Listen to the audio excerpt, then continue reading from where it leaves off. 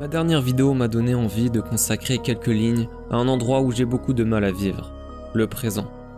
Tout a commencé à ma naissance. Je ne connaissais que le futur.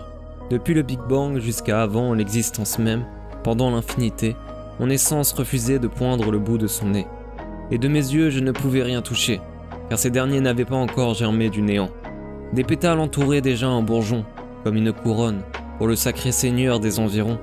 La fleur éclot, elle se libère, lorsque l'on prend le temps de la contempler, de la humer, de filer sa tige entre ses doigts, telle une norne qui tisse le destin d'une humanité. Ce n'est pas pour me vanter ou m'élever au rang de Narcisse, qui, au fond de son puits, se rirait de mon ambition. Néanmoins, si l'univers s'étend, alors j'en étais au centre. Comme tout homme, toute femme, tout ce qui existe en un instant T. Depuis ce promontoire, je contemplais le présent. Il est semblable au feu dans l'âtre, autour duquel se succèdent les familles. Sans mouvement, il s'essouffle. Il lui faut la course pour exister, et l'effort pour perdurer. L'inertie à elle seule le fatigue et le dévore, à petit feu. Vivre non pas survivre impose une symétrie avec le temps. Un miroir devant un autre miroir, de la réflexion faire une reproduction identique. Visiter une cité figée, en devenir synchrone, se laisser flotter et imposer une synchronicité. Seulement alors pourra-t-on lire dans le vol du scarabée. Nous filons après le temps, nous essayons de le rattraper. Tant bien que mal nous le mesurons, jamais sans perfection. Les grains de sable n'ont pas tous la même dimension. Et le regard se diffracte à travers un prisme de verre. Dans les clepsydres, le temps scintille, mais aussi le temps pleut. Il nous coule entre les mains. Faut-il, pour le conserver, les joindre en signe de prière? Je crois que oui. Le présent se célèbre, fameux entre-deux entre l'angoisse et le regret. Il n'attend aucun homme, mais il existe pour chacun d'entre eux. Là-bas, dans une contrée inattendue, elle ressemble au vide de l'espace, pure et sans force de frottement. Alors, forcément, on s'y retrouve, puis on s'y perd, parfois. Les éclairs ne frappent jamais au même endroit. J'ai moi-même profité d'un instant de lucidité, de ce que la mémoire échoue à imiter.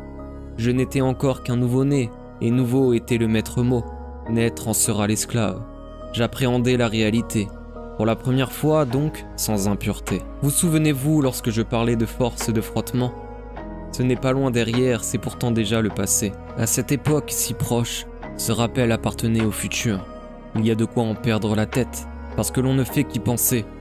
Et la pensée s'apprend, se récolte et se cultive d'elle-même. Puis ensuite, c'est-à-dire l'instant d'après, elle creuse une blessure impossible à penser. Elle passe par le langage et s'inscrit dans la mémoire. Non, elle passera par le langage et s'inscrira dans la mémoire. Ou elle passait par le langage et s'inscrivait dans la mémoire. Nous aurons eu quelques mois de plénitude, les premiers de l'existence, qui comme l'arbre seul à s'écrouler dans la forêt, ont besoin de témoins pour subsister. Le présent, nous l'avons connu, sans s'en souvenir. Si l'on s'en souvenait, il serait devenu passé. Le court interstice se referme sur un cordon ombilical comme une guillotine. Seuls les moines, peut-être les éveillés, parviendront à revenir à leur état fœtal. Pour combien de temps? Un instant que l'on ne peut pas mesurer. Et alors ils mourront, au futur, et s'épanouiront dans un temps aussi court que long, celui que l'on appelle l'infinité, où tous les carrefours se croisent, les routes s'entremêlent. Nous nous y retrouverons, sur un point de l'Ouroboros, à la fois la fin, le début, et aucun des deux. La vie est une histoire. Le temps de la raconter, elle est terminée. Tout a commencé à ma naissance, certes. Tout s'achèvera à ma mort. Je ne connaîtrai plus que le passé.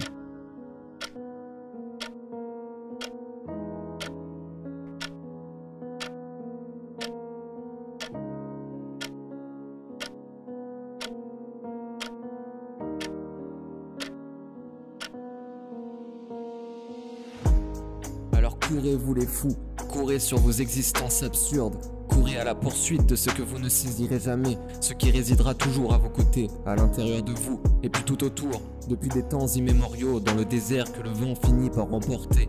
De la même manière, il l'avait créé, et puis transformé, englouti vos empreintes dans son changement perpétuel.